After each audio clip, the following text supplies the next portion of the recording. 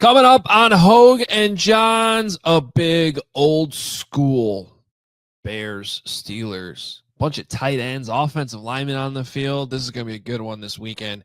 We are previewing it with Mike DeFabo, who covers the Steelers, and of course, making our predictions, going through the big questions of the week, over-unders. You know the deal. It all starts right now on Hoge and Jahns.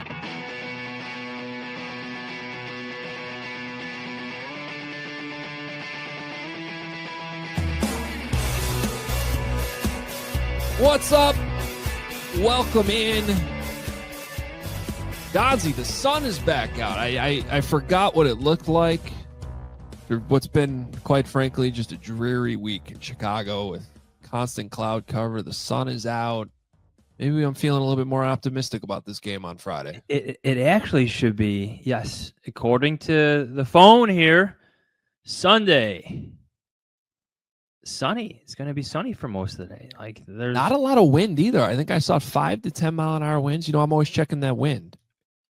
Sunny, 50 degrees. Great day for football on the lakefront. No way is Aaron Rodgers missing that. Well, the two big debates in Chicago right now is, will Aaron Rodgers suit up and play? And will Adam Johns show up to the tailgate? That's what everybody's talking about. Yeah. I told the guys on the show Thursday that the weather is telling me I probably should. Yeah. I had the excuse the previous two tailgates. I walk out and said, I'm not going to the tailgate. This is awful out here. See, the mistake Braggs made was I did make it to the rain one where it was pouring rain. Was that the Saints game? Yes. And he was like shocked I showed up, like full rain gear, Northwestern sideline gear, all, pulled it out of my closet. He's like, man, I did not expect to see you here. And I was like, I thought I had to be here. So then when it was snowing and freezing the next one, I'm like, well, guess I don't have to go. Yeah. Don't take this the wrong way, everybody. We're just, I could be an old cranky sports writer at times, but I promise you I'm going to do my best to get up in the morning. I'm not the most morning of people. I'm going to try to get down there to Wabash and Cermak on Sunday. No, in all seriousness, that's the first one I've missed, I think, 3 years. They're super fun. Cermak and Wabash, there's still tickets available. But there's already, I saw the numbers this morning. We got another good group. They're all pretty much full every single week. And, a lot of great food and drink. So come hang out. It should be a good time. Let's do it. Adam, there was a point in time this offseason where I thought I would never see Aaron Rodgers again. Game over. Okay, maybe on television. Well, hang on. I was going to say that's there's no way that would have been true. Okay, on the football field. Like, at least even like covering a game, though. I mean, Aaron Rodgers seems like the guy who's going to jump out of your TV at some point to make sure he's in your face. What, so, like the girl from The Ring? Don't forget about me. I'm still here, guys. Feels that way a little bit this year, but it does feel right that he's on the schedule. We said this in our column this week. Yeah, I agree. I mean, we'll see what we're saying though at 3:00 on Sunday. You know what I mean? And that's going to be a big theme of this podcast. We'll talk more about that later, just sort of the ramifications of how this could play out. It's a tough one to pick. It feels like we've had a lot of these games recently where the injuries have left us on Friday kind of scrambling to put our predictions together, but this week more so than others. So we'll talk about all that in our 3 big questions, over-unders coming up. But first, Mike DeFabo is a friend of ours. He does a great job covering the Steelers. Always has a good sense of humor of things, and he's a great guest for us to have on this week to give us an in-depth look at an AFC team who the Bears only play every 4 years, and only eight years apart of coming to Chicago. The Bears have won the last. Did I see a stat, and I probably should know this off the top of my head, the Steelers haven't won in Chicago since the 70s? No, 90s. It was 95. Something like that. Don't know. Can't tell you. Last time I was in the stands at Soldier Field for a Bears game, 2009, Robbie Gould hit a walk-off field goal against the Pittsburgh Steelers. Who was the last Who started at quarterback for the Bears in their last matchup? At Soldier Field or in Pittsburgh? At Soldier Field. Mike Glennon. Very good. Mike Glennon. That was a wacky, wild game. That was a crazy game. Tariq Cohen was outstanding. Yeah, they won in overtime. And then the one in Pittsburgh did not go so well, where Tony Correnti hip checked Cassius Marsh. Oh, I forgot about that one. How could I forget about that one? That is one of the craziest incidents that I have covered with this team. The hip check from the referee, and that's what led to. Do I even have this hooked up right now? I should. Bad job by me. That's what led to this stuff. His quote, courtesy of Adam Hoge. Because you tweeted the pool report. Oh, I did the pool report. I thought it was Pat. Was you? No, that was me. Yeah. I did the pool report with Tony Correnti after the game.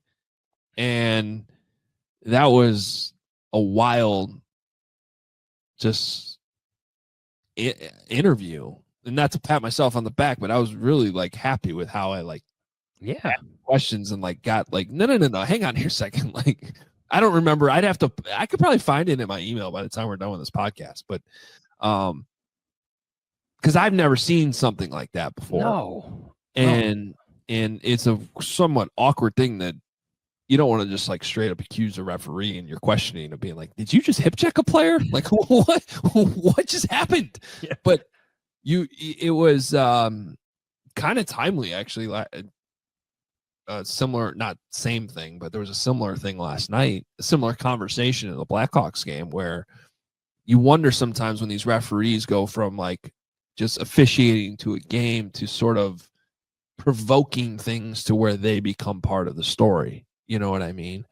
And that was, for those that don't remember, Cassius Marsh made a big sack in the backfield. I'd have to go back and look exact. If it wasn't a game clinching sack, it sure was almost a game clinching sack. It was a huge moment in the game. He was celebrating. Remember, he used to do that the kick celebration. Yeah. And then but this was also back when they were calling taunting, don't blink at the other bench, and he did sort of celebrate in the wrong direction. It didn't look intentional, but as he got up from the ground, he kind of looked, he was kind of celebrating towards the Steelers bench. And Correnti was looking at him, but didn't throw the flag. And then as Cassius turned around to go back to the Bears bench, he was in close proximity to Tony Correnti, you can look at the video, somewhat clearly stuck his hip out to create contact with Cassius Marsh and then threw a flag on him for unsportsmanlike conduct, giving the Steelers a first down, and they would go on to win the game. It was a wild sequence. Can you name a player that had played less for the Bears, but been involved in such in a more notable, controversial play than Cassius Marsh?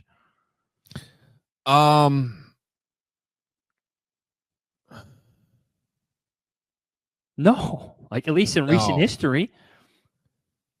Yeah, because he came out of nowhere. He was like a C.J. Gardner-Johnson signing where he was signed in the middle of the season. Correct. Wasn't it? Correct. You were 100% correct. Trying to find the other. Can't find the other one. But he appeared in 4 games for the Bears in 2021. It was all that season, huh? You know what? We're going to bring this back. I interviewed Cassius Marsh at the Super Bowl 2 years ago. And we talked about this play. We're going to bring that back, not here on this show, but check our socials, because at some point this weekend, we'll bring it back. It's on the CH Show YouTube channel. But we'll put it out on social or something like that, because it probably most likely got buried in all of our Super Bowl coverage that year. And we should bring it back since it's more timely for this game. So what a wild. Yeah, you have these Bears Steelers games. The last few have been pretty wild. So we'll see what plays out in this one. And now that Aaron Rodgers is introduced to the situation, and reintroduced to Soldier Field and the fans there. Speaking of that, let's jump into it. Mike DeFabo covers the Steelers. He's been covering Aaron Rodgers this year, which has been different for him. Long, in-depth conversation on everything you need to know about this matchup. Some fun topics along the way as well. Check it out. Mike DeFabo. All right, let's bring in Mike DeFabo. Does a great job covering the Steelers for The Athletic. And let's just start with this, Mike. What's it been like covering Aaron Rodgers this year? Well, the worst part of it, or the toughest part of it, was the indecision, because that just went on for months, and it felt like we kept getting these little hints. Hey, maybe he could sign at the announce at the Pat McAfee event, or maybe he's going to announce at this event. And so we were kind of always on call, and like it just dragged out for so long. And I think that honestly, to a degree, affected the way that Steelers fans saw Aaron Rodgers initially. I think that there were a lot of people that wanted to give him the benefit of the doubt, but when it dragged out so long, I think some people were turned off by that whole situation. Now, his performance through the first at least 8 games of the season, maybe 9 or 10, has won a lot of people back, but it was a long, drawn-out process, and it always is a little bit of an interesting experience. You never know what kind of answer you're going to get when you ask Aaron Rodgers a question. Yeah. We know that from seeing so many sound bites from over the years, right, Adam? Watching the Packers. Well, I mean, even like, and I'm sure you were there, Mike, like the media scrum this week where he's like, I love Chicago and I'm a Cubs fan and I'm a Bulls fan. I think everybody in Chicago's like, just quit the BS, man. Like, yeah. Come on. We know what you're doing, and you're going to come in here and then you're going to have another fourth quarter dagger, and then you're going to yell at the fans and, tell them to F off again. Well, he was joking, and he was calling Mason Rudolph, the backup quarterback, a troll. And then when it was Mason's turn to have his interview session, he was like, look, man, this is the main troll. That's Aaron Rodgers. So I think that there's plenty of troll going around within the Steelers quarterback room. Yeah, well, absolutely, though. Like him saying, let's bygones be bygones. But when I left Green Bay, we had the all-time series lead, Jordan Love is adding to it, and I know how that. I know what that meant here in Chicago. We know what that is. All right, so how healthy is he? What are we looking at this week? I know he was on the practice field. Like, what are you seeing with that left wrist? Yeah, so just to catch everybody up in case you haven't been following closely, he was injured on a second down play right before the end of the half during the last game against the Bengals. And the way that the injury occurred was he was getting sandwiched by 2 defensive players, and he put his hand down to kind of brace his fall, injured his wrist. Now, within that game, Aaron Rodgers was lobbying for the Steelers that he wanted to play. And he is a tough guy that has a history of playing through a variety of different injuries, including last year when he was with the Jets. Reportedly, he didn't want to get an MRI on his knee or his hamstring because he just didn't want to know the extent of it. He just wanted to keep on playing. And I look at this as a similar situation. So we're recording this on Friday before I've seen what Rodgers does. But on Thursday, he got back on the practice field, and he was wearing some kind of an either wrap or brace on his left injured wrist. He was taking snaps, and mostly, though, out of the shotgun formation. And so today is a big day. Friday is a big day for the Steelers to see what exactly Aaron Rodgers can do. But when Mike Tomlin talked to us, he explained that really the biggest factors or variables in this discussion are the functionality of it, number one. So can he take a snap? Can he protect himself? And then stabilizing it so that he doesn't sustain like a further, more severe injury. I tend to believe that it's his left wrist. It's not going to affect his throwing motion. I feel like there's got to be a way for him to play. Given the fact that this is the Bears, given the fact that Aaron Rodgers has played through injuries in the past, I would expect him to play, but obviously we have to wait and see. Could you tell like the extent of what was actually on that wrist? Like, was it like sort of like a splint that I'm sure the biggest concern is re-injury and making sure it's protected if he takes a hit. I get that. But beyond that, it would probably be ball security, right? Can he take a under center snap? Can he, when he needs to find the laces, be able to, spin the football in his hands, those types of things? Like, I'm sure he can figure it out because he's Aaron Rodgers, but I have to imagine that how they protect that thing and what it actually looks like and feels like is the biggest question outside of just a re-injury. Yeah, so what I could tell, I mean, he was standing not the closest to me, was it looked like it was more of a flexible kind of wrap, and maybe there was some kind of a hard splint or something underneath it. So this wasn't like a cast like you break your arm in third grade and you have your entire class sign it. Not that kind of a big, bulky type of thing. So it looked like it was a little flexible, but what you're describing is true. I think that the biggest question is taking a snap. And one of the things Rodgers mentioned is there have been times in his career where either due to, lower body injury where he didn't have mobility or another type of injury, he's operated out of the pistol formation. And so I think that that's going to be a workaround for the Steelers. If he's not comfortable taking the snaps from under center, if you're in the pistol, you still have that correct relationship with the running back, and the run plays still hit the way that you would want them to from the pistol. So I think that the Steelers might have to alter their approach and what they do in terms of putting him under center in the pistol, but I still think that they're going to find a workaround to get him on the field. How would you encapsulate his impact, his presence on the field and then off the field? You mentioned it a little bit off the top, but like he's one of the all-time greats. He is a legend, but he's on Netflix, and he's got his own show and all that stuff. Like, what's it been like? What's the Aaron Rodgers experience like for the Steelers themselves? Largely it's been positive. It really has. You hear all these things about how Aaron Rodgers is and his personality being polarizing and things like that. But I think within locker rooms, he does connect with his teammates and I think is a pretty good teammate. And the one thing, though, that I think can be a little bit controversial, and you can pick your side on this, you see him react every time a play does not go right.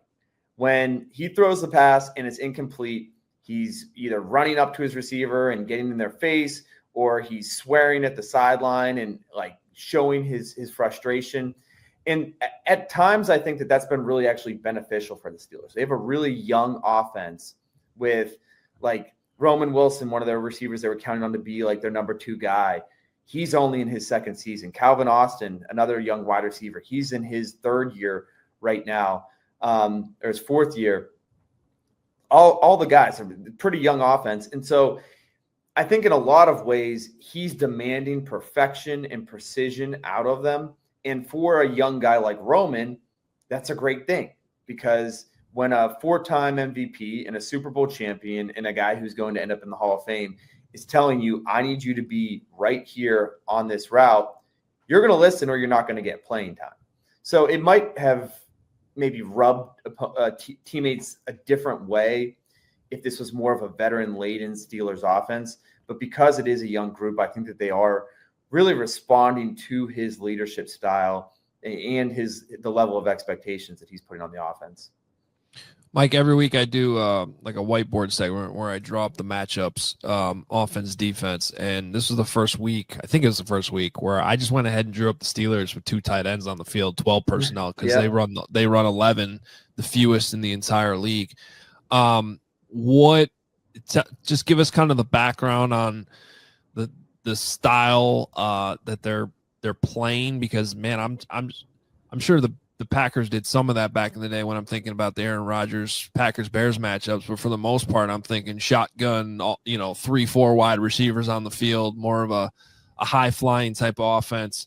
And obviously just watching, especially the last few games, seeing what Darnell Washington's doing out there, that giant man just running people over. Like, what's working for the Steelers with those tight ends, and why do they run so much 12? Well, you could have drawn that formation with not only 2 tight ends, but a 3rd tight end, and then Spencer Anderson, an offensive lineman, as an extra offensive lineman as well, because that's really the Steelers' identity. They have to be the NFL's most tight end friendly offense. Arthur Smith coached tight ends back many years ago when he was with Tennessee, and he's a former offensive lineman, so he just loves the big guys, loves to get them involved. And a lot of it is he likes to dictate the personnel grouping that the defense brings onto the field. So there's a lot of talk about this kind of stuff, but like he'll put 13 personnel, 3 tight ends on the field because he knows the opponent's going to match with their base defense, then because he has somewhat wild card-like tight ends in these unicorn-like players, they can get into a variety of different formations from that same personnel grouping. So sometimes they're going to be in 12 personnel, and it's going to look, really condensed sets, really traditional 12 personnel. Sometimes they're going to be in 13 personnel, and all the tight ends are going to be split out wide. It's going to look like a different formation. And so they've got 3 different guys, but they're all highlighted in a different way. And really, their running game has been inconsistent and poor in some ways, but the way that they've ignited the running game is when they bring in Spencer Anderson as an extra offensive lineman, and when they put Spencer Anderson, Darnell Washington, and a tackle right next to each other. Those are 3 300-plus pound human beings right next to each other on the end of the line of scrimmage. That's going to create extra gaps that you have to defend, and it's just going to create a large mass of human beings coming at you, which makes them, a force to be reckoned with. So definitely a team that leans heavily into the tight end position. Mike, is the Steelers defense, is it good? I look at the passing yardage. They're giving up the most in the league.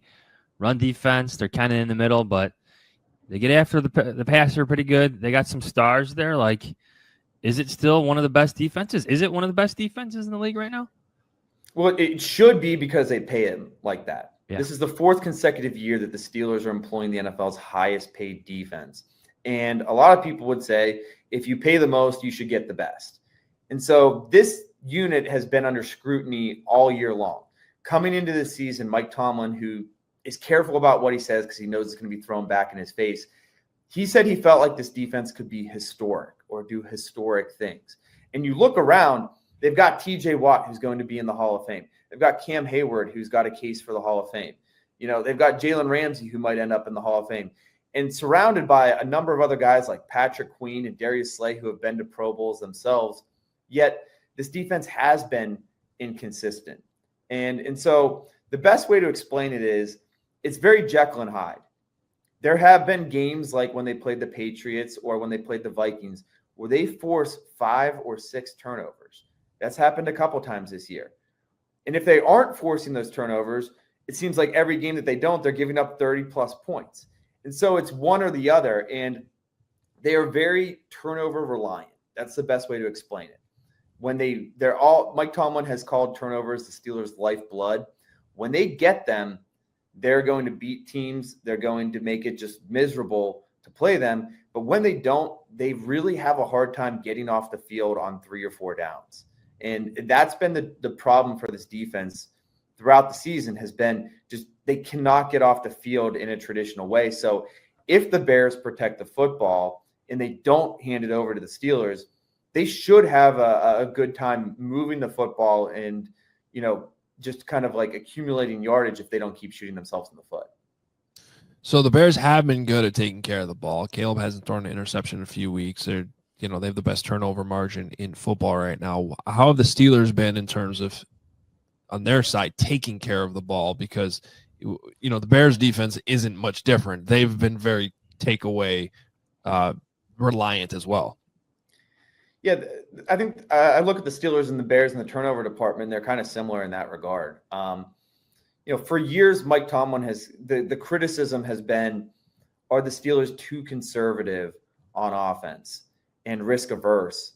And certainly with a quarterback like Aaron Rodgers, even though he brings a different level of execution and precision to the offense, he also is not taking a lot of chances. So you look stylistically at the Steelers offense. They have young offensive tackles who have had ups and downs. They've got a 41-year-old quarterback who's not as mobile as he once was.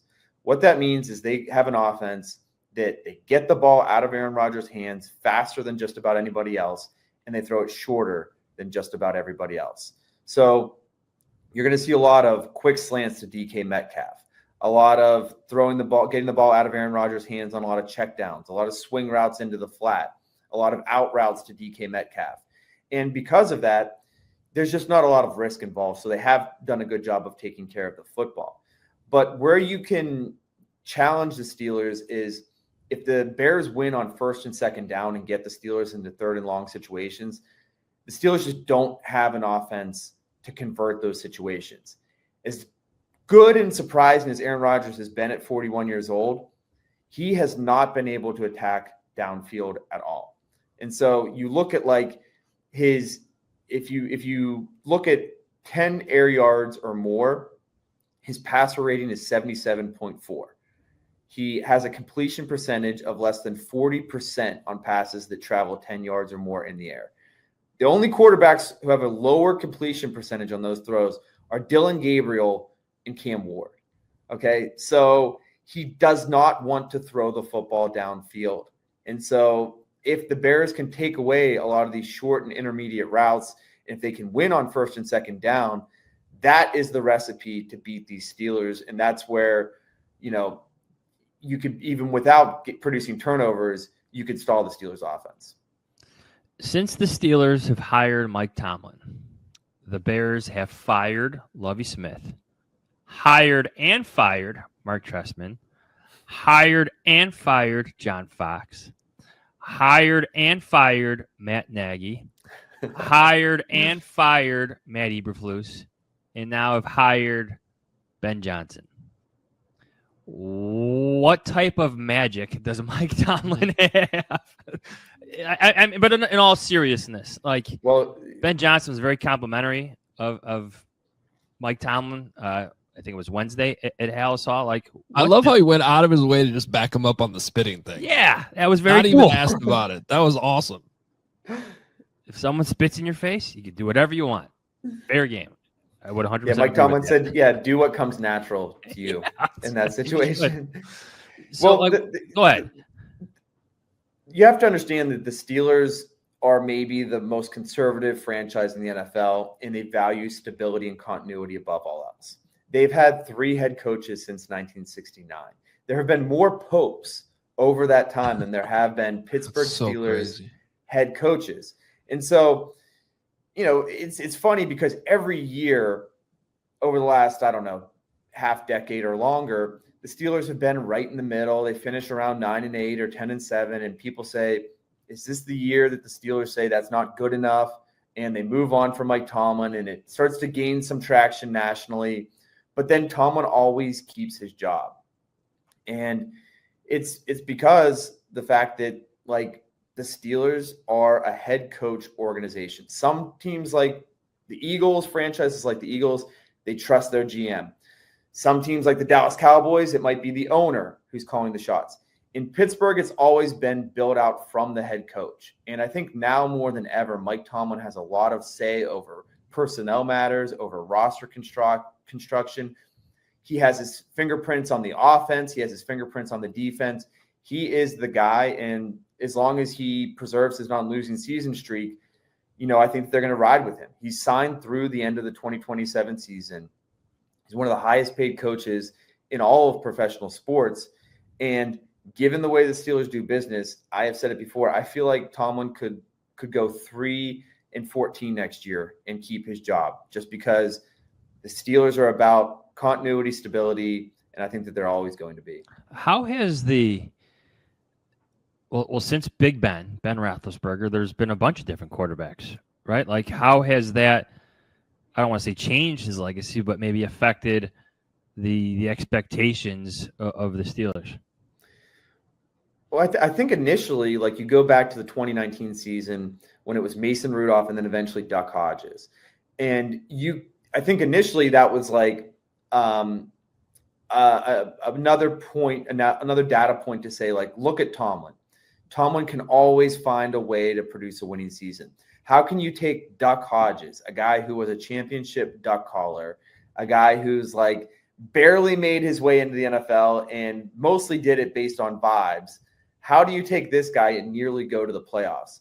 But over the subsequent years, the inability to identify someone who's a successor to Ben Roethlisberger and develop that quarterback into a reliable franchise quarterback, I think has hurt Tomlin. Can you pick it? Exactly. So initially it was seen as a compliment and a positive thing that Tomlin was able to get to to 10-7 or 9-8 with these other quarterbacks. But now I think people, Tomlin's approval rating is very different than the job security or the temperature of his seat in Pittsburgh. Internally, the Steelers still have a ton of faith in him. But with every 9-8 and 10-7 season, Steelers fans are saying, like, they want more. It's been 8 years without a playoff win at this point, which is remarkable. And so I think that there definitely is a lot of pressure on Tomlin and Aaron Rodgers to end that drought and finally get the Steelers over the hump. So with that in mind, and the Eagles and a road trip to Lambeau after that, actually, I'm sorry, I'm looking at the wrong schedule. I'm looking at the Bears schedule. That is not. I was going to say, I know that schedule. I was like, that is not what's going on. I knew they had a tough road. It's the Bills and the Ravens. My question still stands because I knew the schedule's getting tough coming up here, at least for the next couple of weeks. And then there's a road trip to the Lions after the Dolphins too. The point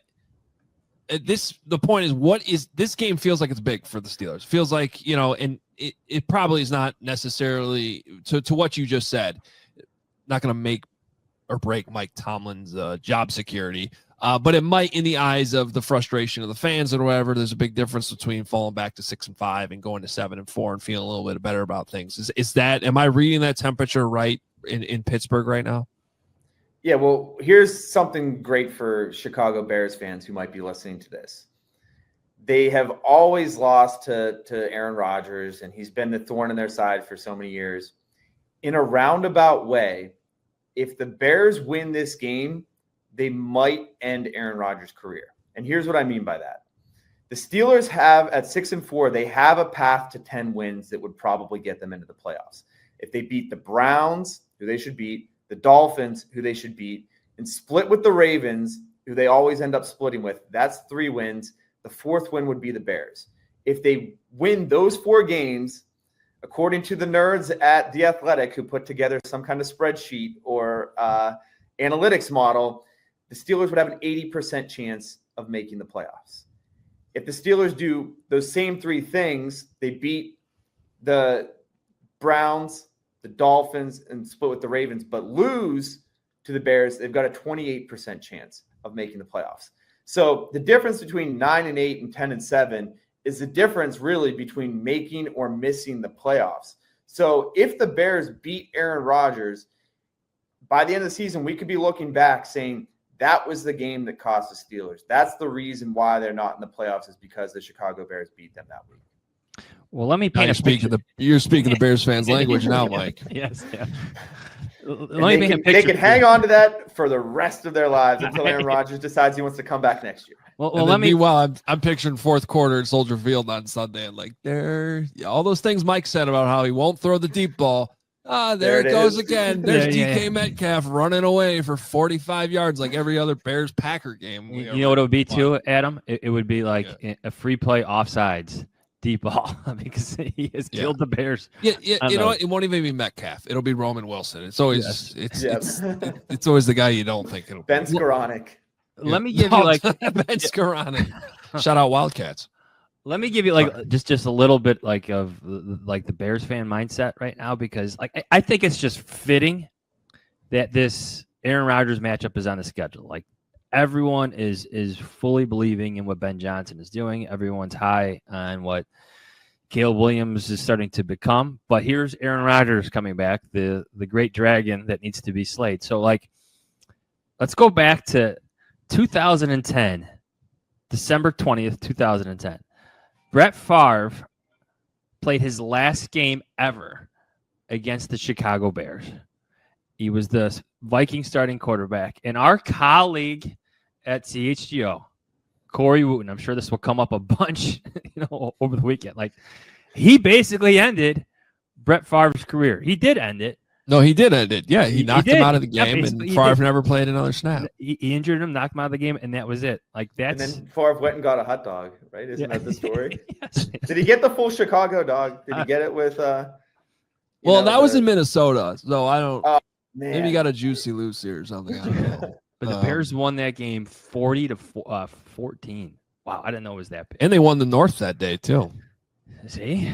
In the same game. So we will loan Corey Wooten to the Bears this weekend, and he can go. They could use some pass rush too. Keys to the game, Corey Wooten. Yeah. Mike, so there's a lot of uncertainty even as we're recording this on Friday. It's not just Aaron Rodgers. The Bears currently have 0 linebackers. What? Oh, that's important. Yeah, but all of a sudden Jalen Johnson might be back. So I don't know. Do you have a feel for 4 down linemen and a bunch of defensive backs? Well, I mean, I think CJ Gardner-Johnson might actually be playing linebacker, which I'm not even kidding about. So I don't know. Did you have a feel at all for this game right now on Friday? I think it's truly a coin flip. I really do. I'm leaning towards the Steelers, and I'm not trying to be a homer here on your Chicago Bears podcast, but I feel like just Aaron Rodgers' history in Soldier Field is the biggest variable or the biggest X factor within this conversation. He's just been so good for so long in that setting. And I think that he's going to find a way to win. The other thing, the matchup that I think is interesting, the Steelers have been inefficient or inconsistent running the football, but the Bears have been just so bad at stopping the run. And the Steelers' numbers, like raw numbers, are really low. They're like 28th and 29th in yards per carry and yards per game. But there have been games when they've actually run the ball well, especially when they've used that extra offensive lineman and the heavy personnel groupings with extra tight ends. So I think you'll see a big dose of that. I think you'll see a commitment to running the football and some play action. And for whatever reason, I think that Aaron Rodgers will dig into his bag of tricks and conjure up one last bit of Soldier Field magic to get the Steelers over the top. I'm sorry, guys. To your What's listeners. your Twitter handle again so everybody can harass you? At Mike DeFabo. Yeah.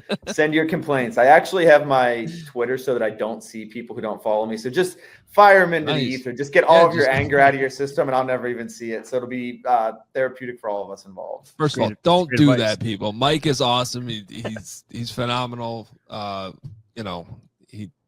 Thanks for coming on and discussing all this stuff because you do a great job covering the Steelers. And this is going to be, I view it the same. Like I think this is a coin flip, and I am going to have to give a prediction by the time we're done with this show. And as of this moment, I'm still not really sure what I'm doing. Yeah, it's easier to tell people what happened than to tell them what's going to happen. That's what I always say. Yeah, that's true. All right, Mike DeFabo, make sure you're following him. Don't harass him, but he won't see it anyway, even if you do. So that's great. And see you this weekend in Chicago. All right. Sounds great, guys. Thanks for having me. Thanks, Mike. All right, Johnsy, great stuff with Mike. I mean, we're like joking, but as much as Aaron Rodgers hasn't thrown the ball deep this year and is going to have that thing on his hand, how can you not like just have visions of at some point? It's one of those we should know better moments. Right. I'm going to hold that thought because I'm going to bring that back when we make our prediction. Because I think that is relevant to this entire season, not just this week. But that sort of transition the Bears are in from like the we should know better times to what they've been this season. I think that's part of the conversation. And this is kind of a big test. So more on that coming up. We got to get to our 3 big questions. Thanks to Mike for jumping out with us, though. Quick timeout. We'll come back with our 3 big questions and continue to break down this game between the Bears and the Steelers. But first, Adam, our friends at Sunnyside Dispensary are here to elevate your football season. Sunnyside is your home for judgment-free shopping. They have a crazy selection with 100 different strains to choose from with easy online ordering and in-store pickup. I'm telling you, my buddy who lives in Wisconsin, Bears fan, go-to. Sunnyside is his go-to. So wherever you are in Illinois or maybe even Wisconsin, Sunnyside has a location for you. They have spots as far south as Champaign and as far north as South Beloit. Stop in the store nearest you for their expert guidance. You just have to visit sunnyside.shop for bright buys every day, including 50% off your first 3 online purchases. Enter promo code HICHGO at checkout to qualify. For returning customers, use code CHGO50. Exclusions apply. Sunnyside Dispensary. Bright buys every day, only for 21 plus or Illinois medical card holders. And one touchdown can change everything. The crowd, the momentum, the game itself. It never gets old. We'll see which touchdown changes everything on Sunday. You can feel that same rush with DraftKings Sportsbook, an official sports betting partner of the NFL. And hey, we're getting very specific here. Missouri listeners, we're big in Missouri, right, Johns? We're big everywhere, baby.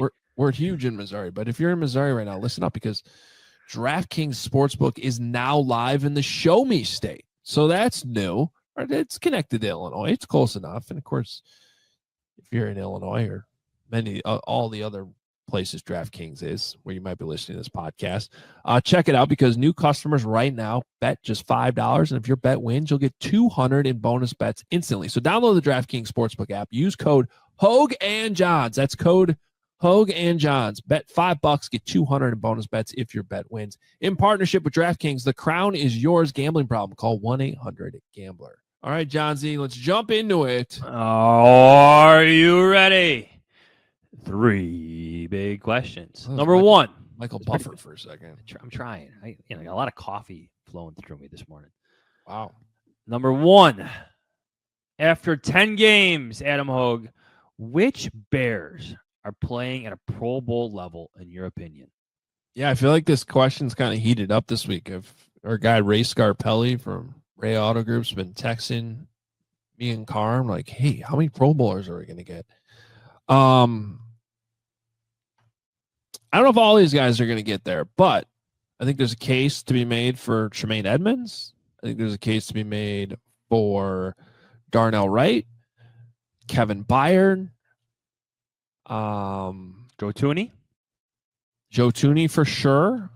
I think you could even make a fringe conversation for Jonah Jackson and Drew Dahlman. Absolutely.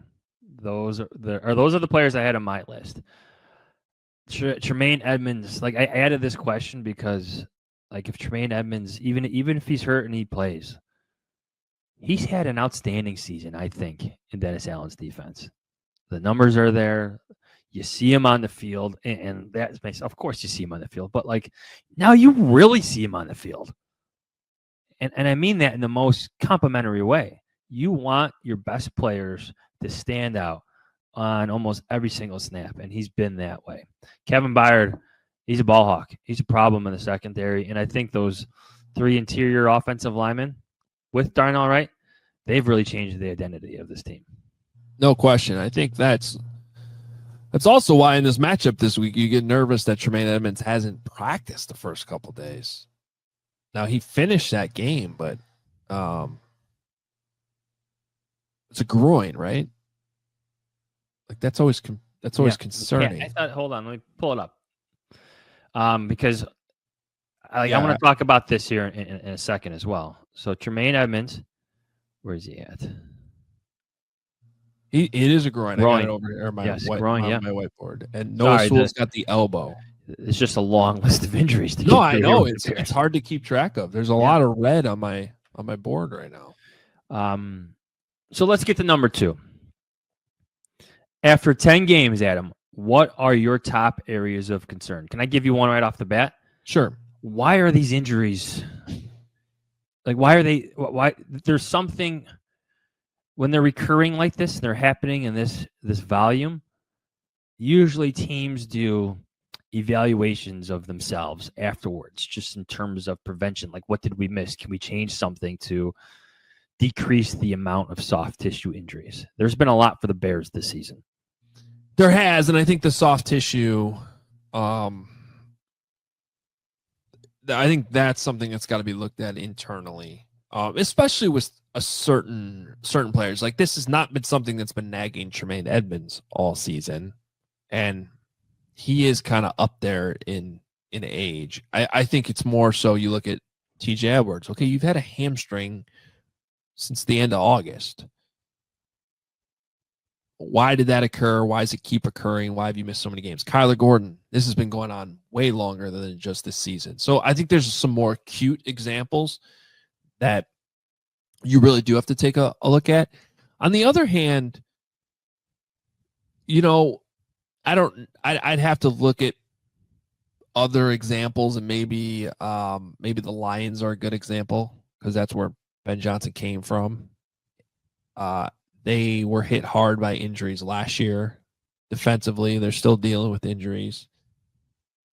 when we talk about the team's identity and having to callous up your bodies in training camp, I wonder if there's a year or maybe 2-year period where when this is how you're going to play, this is how you're going to practice. And I don't think Ben Johnson's going to back down from that.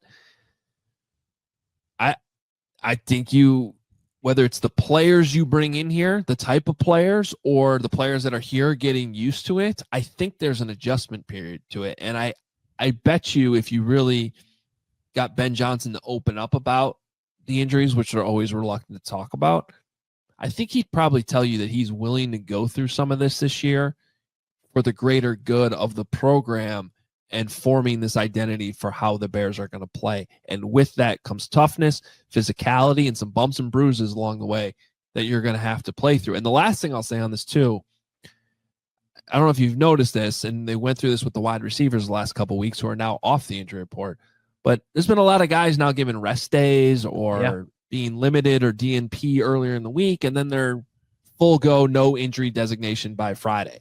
So I do think they are managing this now as they get deeper into the season and taking the foot off the gas a little bit to make sure everybody's good to go for Sunday. Well, I think how the Bears have handled DeAndre Swift is the best example of that. Ben Johnson himself talked about the importance of having him ready later in the season. Now, he did miss a game, obviously, against the Bengals. Didn't miss him too much, obviously, but I don't know. I think it's an area of concern. Was it John Fox and Ryan Pace who did a thorough evaluation on this, looking into soft tissue injuries and how they practice? Am I recalling that correctly? Yeah, I think so, because I remember this being a thing for a while there. Well, for Pace too, because he revamped everything, and everything at Hallis Hall right now is because of Ryan Pace. All the treatments, the hydro centers, the saunas. Ryan Pace did a lot of that. Other concerns? Well, I'll just give you one more. Other than the injuries, it's the pass rush. Yeah. Well, we all know that. Yeah, I don't think I don't think you're fixing that at this point. No, it is what it is. Maybe getting Grady Jarrett, back healthy and more snaps. Javon Dexter could help things by continuing to take a leap. He's actually, I think his snap count's gone down a little bit as Grady Jarrett's come back. Austin Booker. Yeah. The options are limited here. Yeah. You kind of have what you have at this point. All right. Number 3, Adam. Excuse me. Number 3. How much should beating Aaron Rodgers matter to Ben Johnson's Bears? So this has been an interesting thing this week, including in the locker room. We got guys like Luther Burden being asked about Aaron Rodgers. And he's like, I don't know, man. I'm not a Bears fan. I'm not, you know what I mean? But isn't that on us?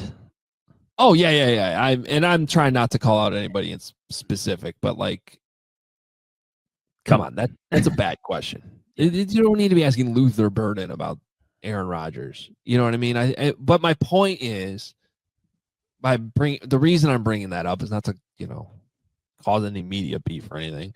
It's really because it's a storyline that matters a lot in Chicago. Yeah. It matters a lot to the fans, as it should. It matters to us, as we've covered this entire Rodgers-Bears rivalry for a long time now. But in that locker room, you got to kind of pick and choose the players that it probably matters more to. I'm sure it matters to Cole Kmet. I'm sure it matters. Part of the reason when I saw Jalen Johnson's name, first of all, last week when he got activated or returned to practice, I should say, everybody was like, oh, maybe he can back for the Packer game. I'll admit, it didn't occur to me maybe he wants to get back for Aaron Rodgers. Yeah. Because that's a guy who it would matter. Kind of like a Packers game.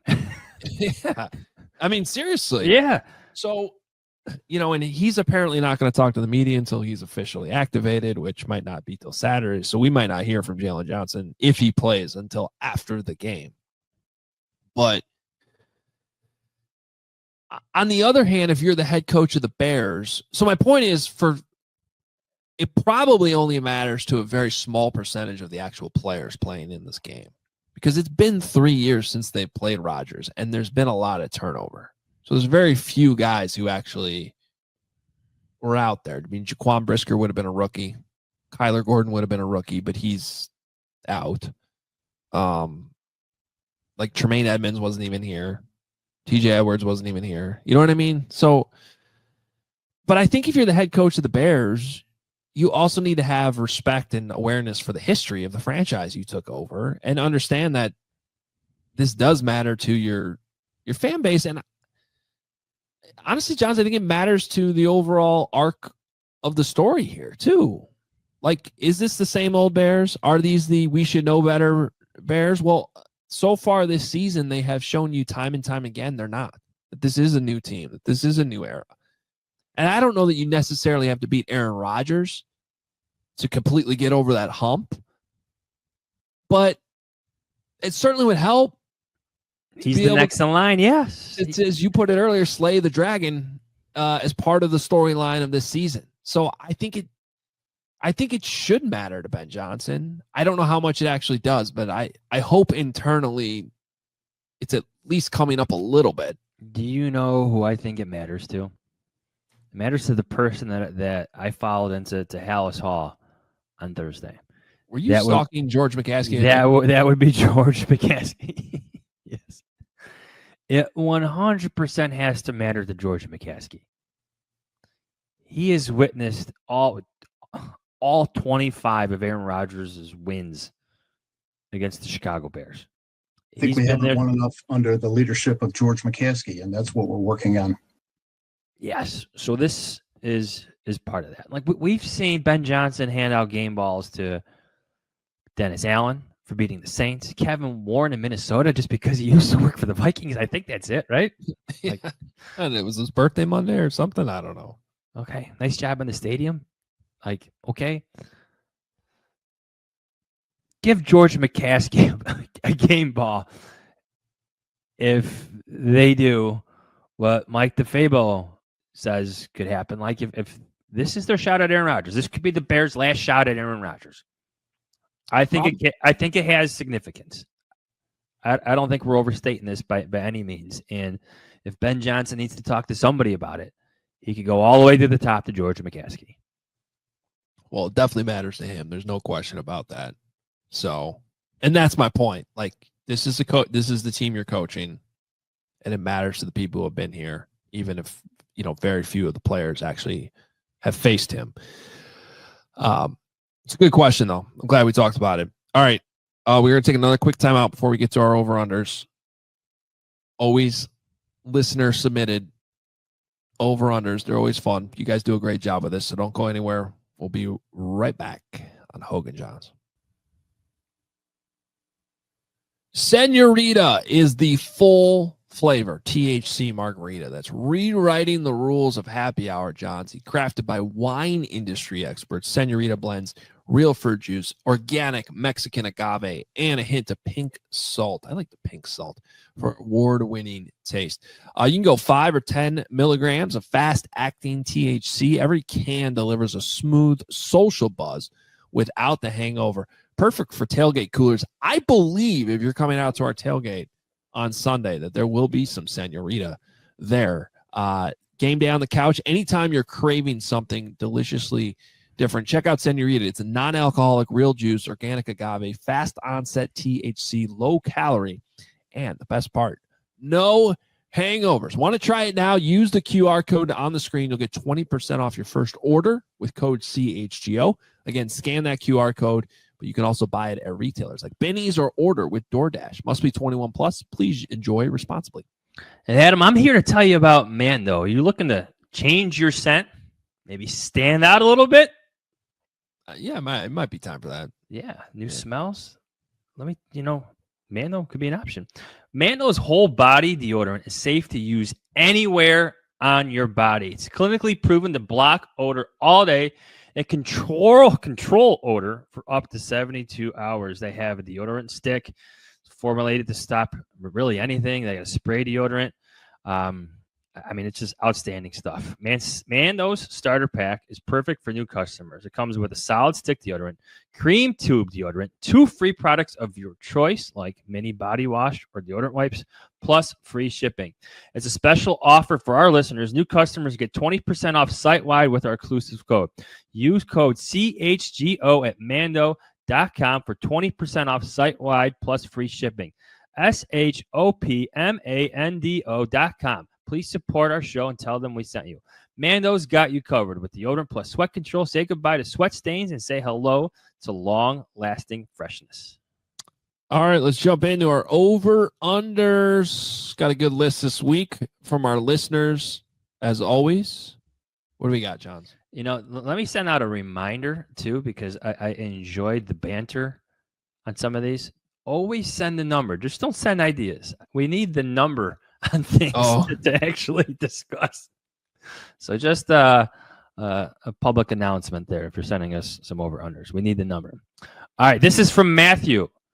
The number of times J.J. Watt brings up a story from their childhood when talking about T.J. Watt.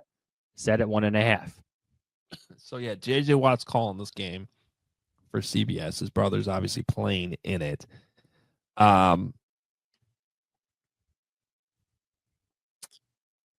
Yeah, I'd say a couple times. I'll take the over. Definitely. Oh, you're definitely getting like one photo where he's got to talk about it a little bit. He's calling the game with his younger brother in it. Yeah, I feel like he's done this already this year. I think he's had a Steeler game. And I also feel like he's going to want to be, sometimes people overcorrect just to, make it seem like they're not biased. Wouldn't it be hilarious if by the way, we should have brought this up. This is a great matchup. TJ Watt plays primarily from the left side, which means he's going to go up mostly against Darnell Wright. I mean, this is a great one-on-one matchup this week. And the fact that he doesn't switch sides a lot is actually beneficial to the Bears, I feel like, because they can't just try to get him against Theo. Now, they might every once in a while, but he really is primarily from the left side. Can you imagine, though, if Darnell Wright stonewalls him and does, knocks him to the ground like he did to Brian Burns a couple weeks ago, and then JJ Watt's just man, that number 90 sucks. Well, if there's anything I know about having brothers and when brothers critique and criticize each other, it cuts a little bit deeper. Yeah. If anybody out there who's got I'm the oldest of 3 brothers. Anyone who's got siblings like that know what I'm talking about, especially with athletics. All right, this is from Jasper. Over under plays in 13 personnel, 4.5.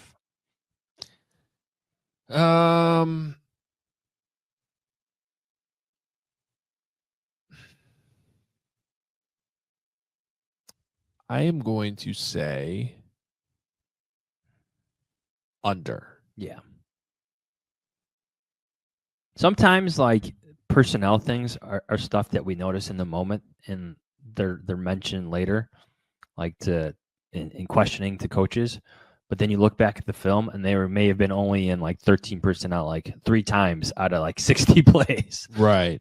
They ran the 3 personnel just once. I'm looking at some of the EPA numbers here on the Steelers. So Steelers have struggled against 12 personnel. I don't have the numbers against 13, but the Steelers defense has been better against 11 than when you put more tight ends on the field. So, and the Bears have been leaning that way with heavier sets. Now on the flip side, I don't want to get ahead of ourselves. Do we have one opposite? Because if I'm the Steelers, I'm lining up with 3 tight ends the whole game. Just going right at the Bears. With the Bears linebacker situation, the way it is. Have you been watching Darnell Washington with some of these plays? Oh, my goodness. I mean, he's just like a 300-pound man just running over people. Well, yes, that's literally what he's doing. He went on the St. Brown podcast and said he weighs 311 pounds. That's a lot. That's a force. Yeah. All right. This is from Brandon. Over under Bears receiver drops 1.5. Boy, I hope it's under. This has got to been but I don't know. I'm going to say over. It's been a thing. I think the most problematic thing about this is it's just not like dropping a check down or like a screen. There's some junk yardage plays being left on the field because of these receiver drops. DJ Moore and Luther Burden had the big ones last week. Yeah. Well, and I was doing a Steelers podcast earlier, and they're like, man, you guys have had so many explosive plays. Like the Bears, and I'm like, yeah, they have. And they've also missed a lot of them because they're either Caleb's inaccuracy downfield or when it's there and it hits them in the hands, they drop it. So as good as it's been, it could be even better. You look back to last week, 3, in my opinion, the 2 drops and the miss to DJ Moore from Caleb. Like those are 3 chunk yardage plays that the Bears should have on their list. All right, from Bears talk, Aaron Rodgers over under half interceptions. I mean, I'm going to go over just because the Bears keep getting them. Agreed. Tip pass. Since all the listening to Mike, a lot of short passes. Maybe I'm going to say Montez Sweat tips a pass, and whoever's playing linebacker should be there for it. Yeah, interior pressure is going to be big this week. This is a week where number 50, Grady Jarrett, can make a big difference, I feel like. Now, he's not the tallest, lengthiest defensive lineman of all time, so maybe it's Gervon Dexter, but, man, if I'm the D-line coach this week, I am emphasizing getting the hands up, getting those hands on a pass because the ball's going to be coming out quickly. All right, from Devin, over under half, the number of discount double check celebrations done by any player. Well, you know Rodgers is going to have something in his bag in this game. Whether it's that or the I still own you coming out, like, and that was almost cemented by his comments earlier in the week where he's like, I love Chicago and the Cubs and the Bulls and WGN and all this stuff. He's just setting you guys up, man. You know it. Trolling. Yeah. I'm going to go over. Yeah, why not? Even if the Bears get that interception we just talked about, I get the whole secondary in the end zone doing discount double checks. Fully support that decision. All right, from Cullen, over under mentions of Aaron Rodgers, partial ownership over the Bears, 1.5. Over for sure. Yes. Oh, yeah. They'll play the clip. They'll show the highlight. They'll bring it up in the middle of the game. Yep. Agreed. Over. Bears now. Over under Rodgers versus Bears record graphic, 2.5. Easy. 2.5. 2.5. 3 would be a lot. It's a good number. Under, but you're definitely getting it. Yeah, they'll definitely show it. And maybe they bring it up later if it's a tight game in the fourth quarter. I think 2 is the key number. This is from Nathan. Over under half. Bears comeback wins in the final 2 minutes.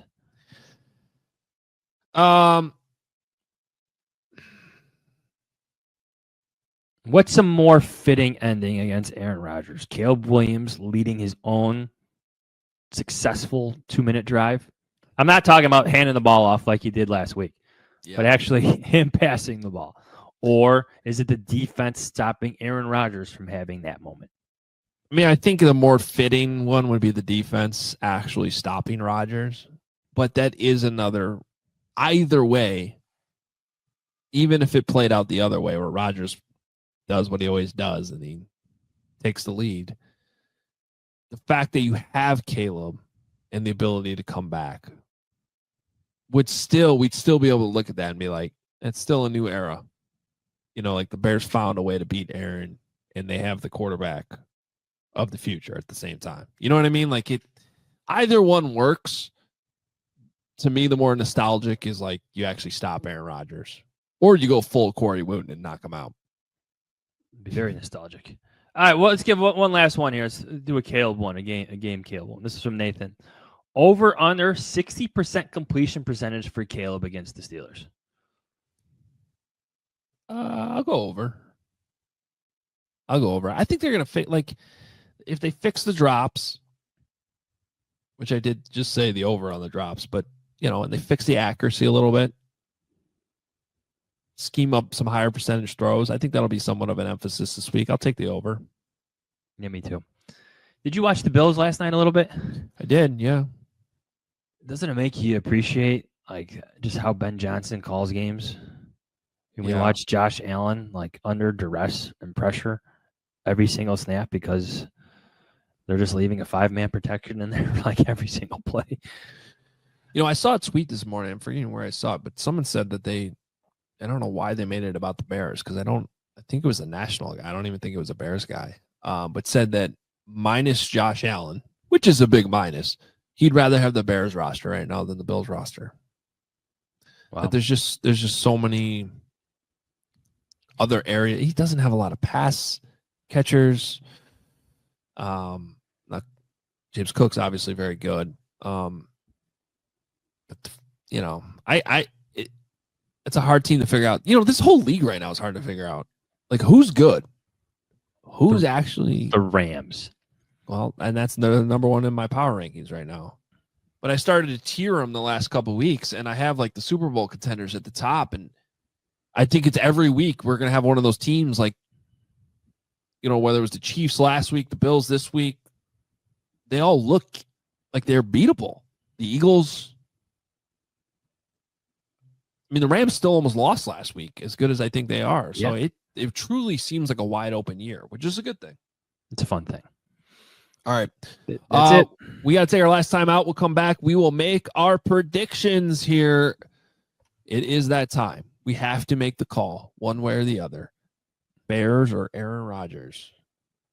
Wouldn't it be funny if after all this, they rule him out in a couple hours? We have to re-record the whole pod. I don't think that's happening. We'll be don't go anywhere. We'll make our predictions next. Hey, Brunt's best-selling Marin work boots are not only built for the toughest job sites, they're completely waterproof. Whether it's rain, mud, standing water, your feet stay dry. From oily workshop floors to muddy farm fields, everywhere in between. The Marin 6-inch soft toe is built for workers across a variety of trades. Brunt isn't just about work boots. They offer a full range of high-performance gear built for tough jobs. From heavy-duty work pants to weather-resistant jackets, Brunt designs durable, reliable workwear to keep you protected and productive in any condition. So check them out. With temps dropping and the holidays coming up, it is time to treat yourself, or maybe you want to treat the hardworking man in your life to real comfort. Skip the throwaway gifts. Get them something built to last, or get yourself something built to last. Brunt Workwear. Our listeners get $10 off their entire order with code CHGO at checkout. It's bruntworkwear.com. Use code CHGO. Order today and let them know you heard it here on this show. And whether you need snapbacks, truckers, fitteds, beanies, or tees, Brandon Bills has you covered with performance and style. Adam Hoge, show everybody on YouTube what we're talking about. Look at that sweet Hoge Jahns hat. And we got the new one out too, which I don't have yet to show you, but it is on the website. Go for it. Check it out. They also have a partnership with 40 colleges, including 10 Big Ten schools as part of their campus collection. The Big Ten schools are Ohio State, Minnesota, Illinois, Indiana, Iowa, Maryland, Michigan State, Penn State, Purdue, and USC. I just think these hats look phenomenal. Hoge, you're looking good right now. Get that Hoge Jahns hat. So head to brandedbills.com and use code BBCHGO for 15% off your first order. Let me say that again. BBCHGO for 15% off your first order. Just a good looking hat here. Looking good, man. Just going to wear it for the rest of the show. All right, let's do it. Our predictions. Bears, Steelers, noon, CBS. J.J. Watt on the call. Bears are 2.5-point favorites. I told Patrick Norton, he's the one who gathers all of our picks together. And for CHGO, like, I need to see who's playing linebacker. And here I am talking at 10:30 this morning. Ben Johnson's talking about in about an hour or less here at Hallis Hall. Then we see practice. It's tough. But in this moment, you got me here on record. I'm going to go Bears 27-26 over Aaron Rodgers. I think Caleb handles the blitzes well from the Steelers. I think he delivers more moments than Aaron Rodgers in this one. That's how I feel. I am concerned about the Bears defense and their linebacker situation, even if they do play, even if Tremaine Edmonds does happen to play. He hasn't practiced all week. But this is the Bears' time. It just feels like it. It feels like 2018. It's part of their vibe, part of their energy. And we saw what happened in 2018. They beat Aaron Rodgers that year. 2025 Bears do the same. 27-26, Caleb Williams over his idol, Aaron Rodgers. Yeah, it feels like, it really does feel like the Steelers could line up with a bunch of tight ends, depending on what the Bears linebacker situation looks like, and just keep running the ball. And they should. There's a couple things, though. The Steelers had not been good with ball control. They don't run nearly as many plays as the Bears do. And so on the flip side of this, it's not just Caleb Williams, it's Ben Johnson. And Ben Johnson versus Mike Tomlin. Like, in the opportunity for Ben Johnson to outcoach a legend in Mike Tomlin and say, hey, look, we're going to come up with our own game plan. We're going to play ball control. We're worried about our linebacker situation too, but we're going to hold on to this football just like they did last week and not let you control it with your run game the entire time. Like, that's going to be a huge part of this, and that's where coaching comes in. So I think offensively, the Bears should be up for the challenge. There's a couple weaknesses in the Steelers' defense that actually fit the Bears' strengths quite a bit. I think the fact that the Steelers struggle to stop the run themselves, and especially outside runs where the Bears like to run, where DeAndre Swift's they like to run and they have a lot of success. Middle of the field, they've given up a lot of plays. Caleb's actually been really good throwing in the middle of the field, which has been a positive development. And I think the fact that, yes, the Steelers defense, they can bring pressure and they can confuse you, but it's not going to be the same level that the Vikings do. And even though the players, I put TJ Watt, I'd say he's better than what the Vikings were running at you last week. The fact that he's going to be lined up mostly against Darnold, right? I think that helps you. Like, you trust the guys that you have. So I like the matchups on that side of the ball. I'm worried on the other side. I could definitely sit here and say, hey, look, this is Aaron Rodgers. You got to prove it to me. I know it happens. I should know better and all this stuff. But they've been doing that this year. This team has been the team that has been pulling out these wins. That's what their identity has been.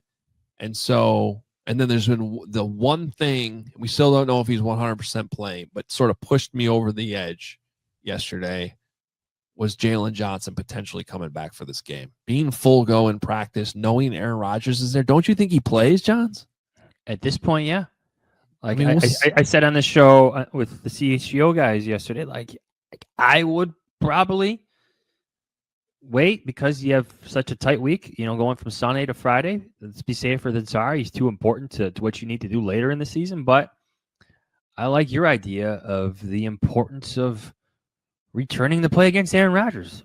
Yeah, it could mean something to him. You also said that, though, before you knew he was full go in practice. That's correct. Like, you knew he was practicing, but you didn't know he was going to be listed as full. And that kind of, to me, that changed a lot. Oh, yeah. Because that means he's getting reps with the starters. I mean, yes, it does. So, Bears 24, Steelers 23. Ooh, so we both got 1 point wins. Yeah, I think it's going to be a nail biter. Yeah. Well, that's just the story of the season. Yeah. Isn't it? Yeah. Here's my bold prediction. Bold predictions. Caleb's numbers will say passing yards, rushing yards, touchdowns, and completion percentage. They're all better than Aaron Rodgers on Sunday. Whoa! Bold predictions. That deserves the second one. That is bold. All of those. This is a moment. Like, go beat your hero. Go beat your hero. Okay.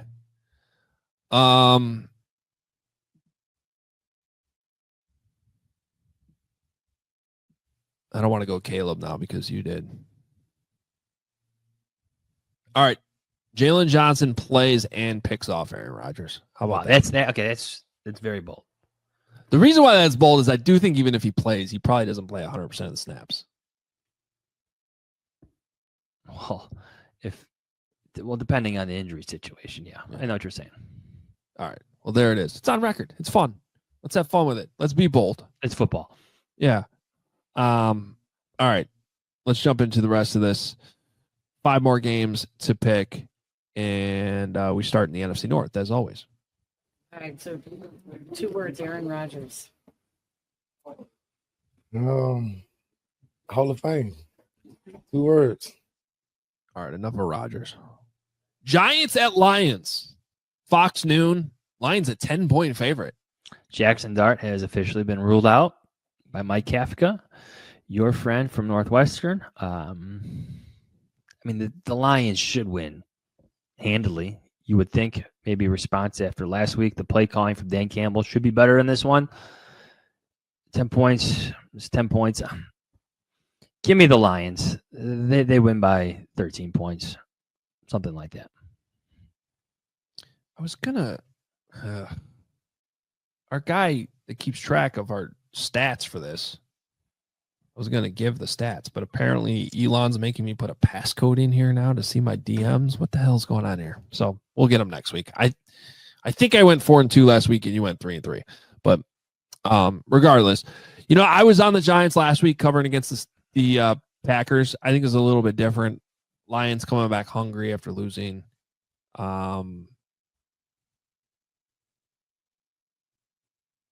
This is not the first game with the new coach. It's the second. So I will take that's a lot of points, but I'll take the Lions. It is a lot of points, but we know how this plays out. The Giants may have one more win left on their schedule somewhere. And I don't think it's going to be in Detroit against the Lions, who should be playing motivated and a bit angry after last week. Your research. Fox noon, Vikings at Packers. Are you surprised this is a 6-point spread? Packers favored, obviously.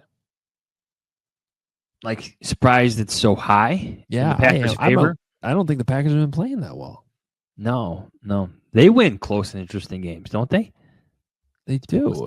And the Vikings, I know J.J. McCarthy's struggling right now, but, I mean, they did go into Ford Field 2 weeks ago and win. Yeah. And, truth be told, they were the ones winning with 50 seconds left in the game against the Bears, too. Yeah. I'll channel my inner Bob and go against the Packers. I'll say the Vikings cover. Yeah, I'm gonna say the Vikings cover. Just looking at the Packers' last 3 games, they have a 16-13 loss against the Carolina Panthers. They have a 10-7 loss against the Philadelphia Eagles, and then they have a 27-20 win over the New York Giants, the team we were just talking about.